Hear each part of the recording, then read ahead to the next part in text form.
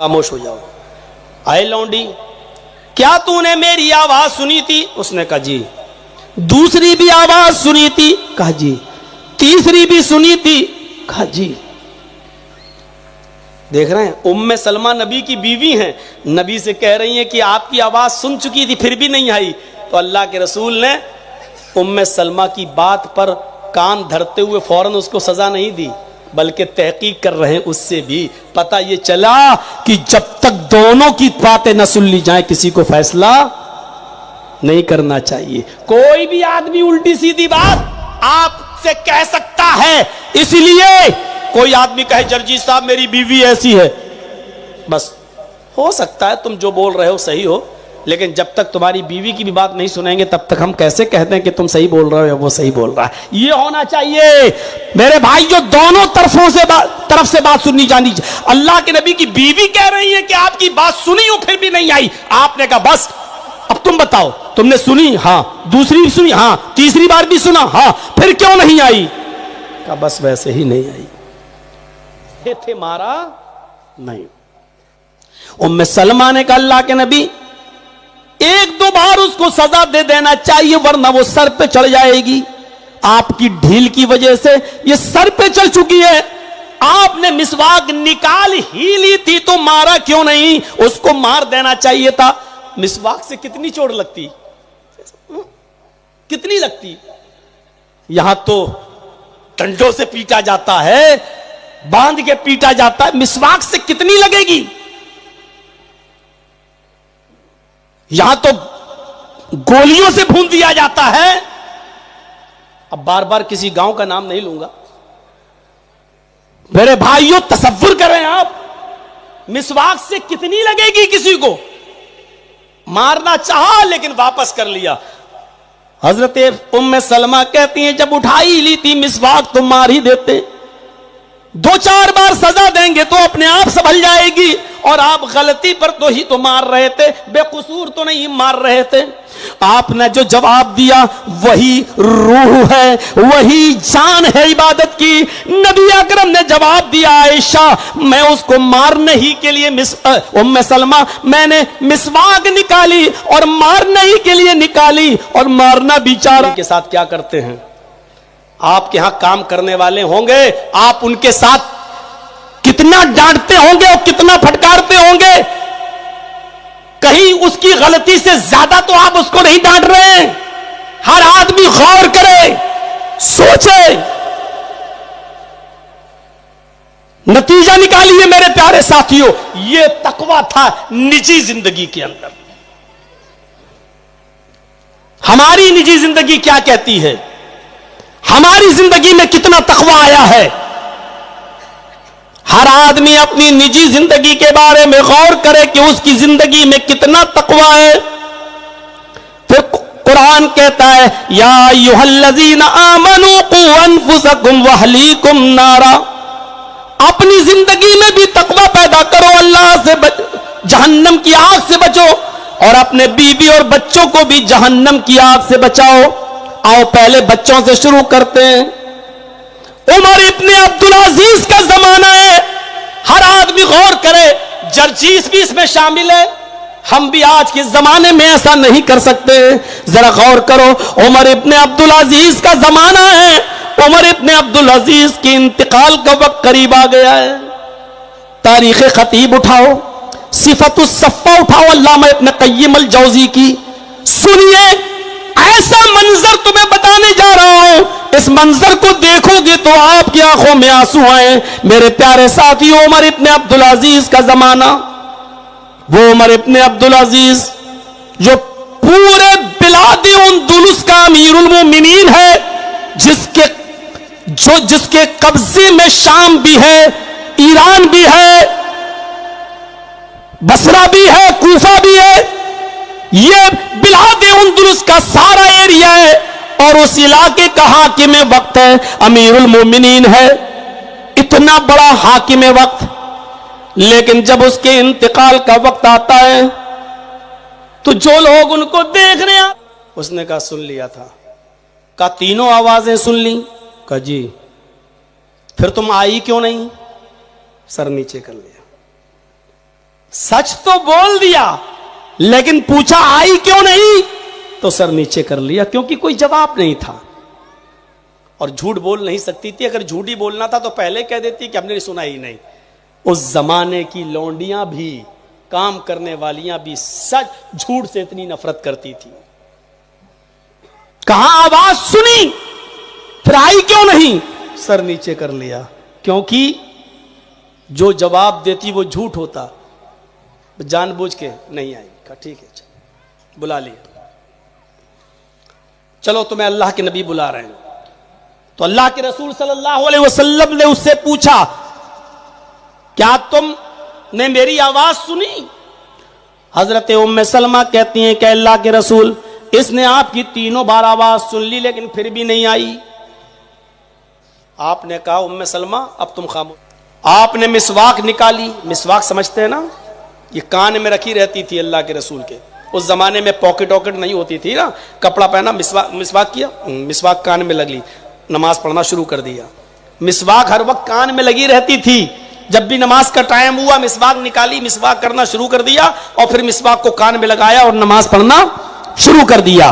तो मेरे भाइयों, ये मिसवाक कान में लगी रहती थी। अल्लाह के नबी सल्लल्लाहु अलैहि वसल्लम ने वो मिसवाक कान से निकाली, उस लड़की को, उस लौंडी को करीब किया और ऐसे करके, ऐसे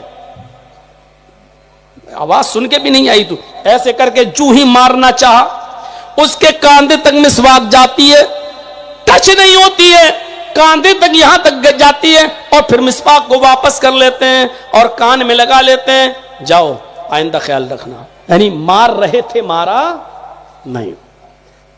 उम्मे सलमा ने कहा अल्लाह के नबी, एक दो बार उसको सजा दे देना चाहिए वरना वो सर पे चढ़ जाएगी। आपकी ढील की वजह से ये सर पे चढ़ चुकी है। आपने मिसवाक निकाल ही ली थी तो मारा क्यों नहीं, उसको मार देना चाहिए था। मिसवाक से कितनी चोट लगती, कितनी लगती। यहां तो डंडों से पीटा जाता है, बांध के पीटा जाता है, मिसवाक से कितनी लगेगी। यहां तो गोलियों से भून दिया जाता है। अब बार बार किसी गांव का नाम नहीं लूंगा। मेरे भाइयों, तसव्वुर करें आप, मिसवाक से कितनी लगेगी किसी को। मारना चाहा लेकिन वापस कर लिया। हजरत उम्मे सलमा कहती हैं, जब उठाई ली थी मिसवाक तो मार ही देते, दो चार बार सजा देंगे तो अपने आप संभल जाएगी। और आप गलती पर तो ही तो मार रहे थे, बेकसूर तो नहीं मार रहे थे। आपने जो जवाब दिया वही रूह है, वही जान है इबादत की। नबी अकरम ने जवाब दिया, आयशा मैं उसको मारने ही के लिए उम्मे सलमा मैंने मिसवाक निकाली और मारने ही के लिए निकाली और मारना भी चाह रहा था, लेकिन हाथ जैसी उसकी तरफ बढ़ा मेरे जहन में यह ख्याल आया, आए मोहम्मद इब्ने अब्दुल्लाह, कहीं तेरी दी हुई सजा इस मिसवाक से इतनी ज्यादा ना हो जाए कि उसकी गलती से ज्यादा बढ़ जाए। यानी तुम्हारा ये मारना उसकी गलती से ज्यादा ना हो जाए, उसने इतनी बड़ी गलती न की हो जितनी बड़ी आप उसको सजा दे रहे हैं। अगर आज उसकी गलती से ज्यादा सजा हो गई तो कल कयामत के दिन आप क्या जवाब देंगे। बुखारी की हदीस के अल्फाज यूं है, लौलल क़ूत लऔजातु की बिहाज़ सिवाक, अगर मुझे अल्लाह का डर न होता इस मिसवाक को मारने से, अगर इस बात का खौफ न होता कि उसकी गलती से ज्यादा ये मेरी सजा हो सकती है, तो आज मैं उस मिसवाक से इसको मारता। लेकिन डर लग रहा है कहीं मेरा ये मारना उसकी गलती से ज्यादा ना हो जाए और कयामत के दिन ये कहीं मेरे ऊपर अल्लाह की अदालत में मुकदमा दायर न कर दे।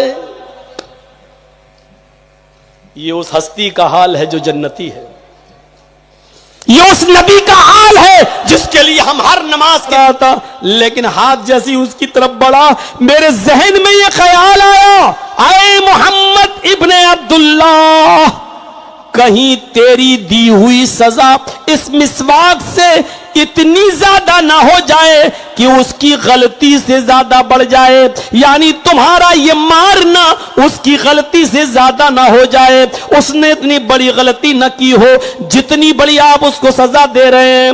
اگر آج اس کی غلطی سے زیادہ سزا ہو گئی تو کل قیامت کے دن آپ کیا جواب دیں گے؟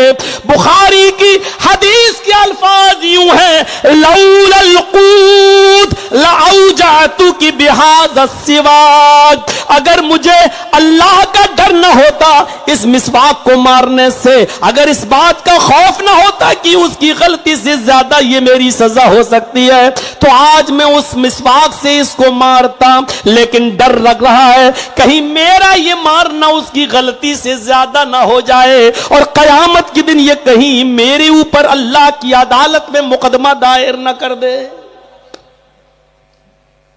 یہ اس ہستی کا حال ہے جو جنتی ہے، یہ اس نبی کا حال ہے جس کے لیے ہم ہر نماز کے بعد، اذان کے بعد مقام محمود کی دعا کرتے ہیں، وَبَعَثْهُ مَقَامًا مَحْمُودًا۔